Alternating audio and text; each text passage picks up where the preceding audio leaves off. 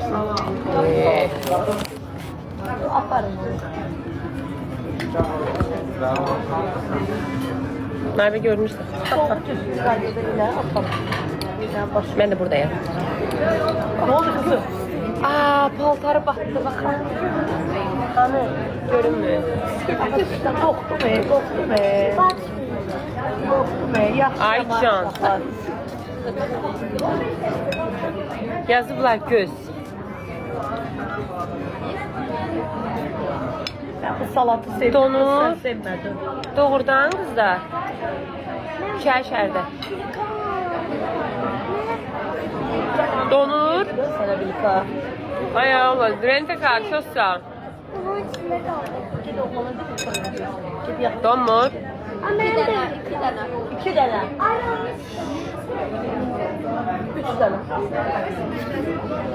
Qızlarım, paxılların acığına qurban olun, qoy dəli olsunlar.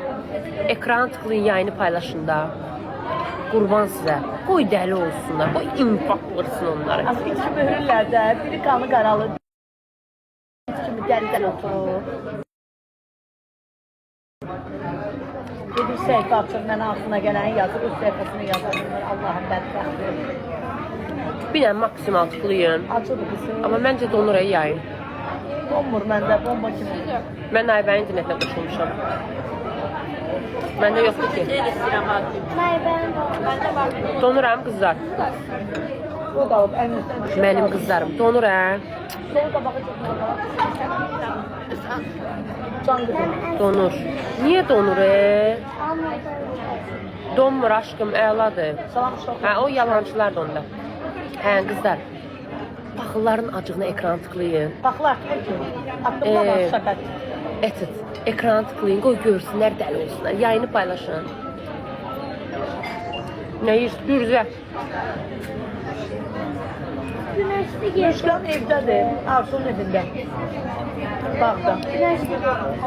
Müzgən yatıb. Şəhər-şəhərdə. Paltarımı seçdim ab günü Müşkan evindəyim, əllərimi çox beləyim. Şey danışdım. Tortu danışdım. Bir dənə qaldı. Bir dənə qaldı. Saç ustasında danışdım. Fotoğrafında var. Fotoğrafda danışdım. Suda heç nə qalmayıb. Restorana da danışdım. Amma buranın interneti pisli donur. Vallahi məndə bomba kimi. DJ neynirəm? Açıq zalda eləyirəm. Yan skala. Allah canını sağ eləsin, hər çıxardır. O qədər sənə vurmuşam ki.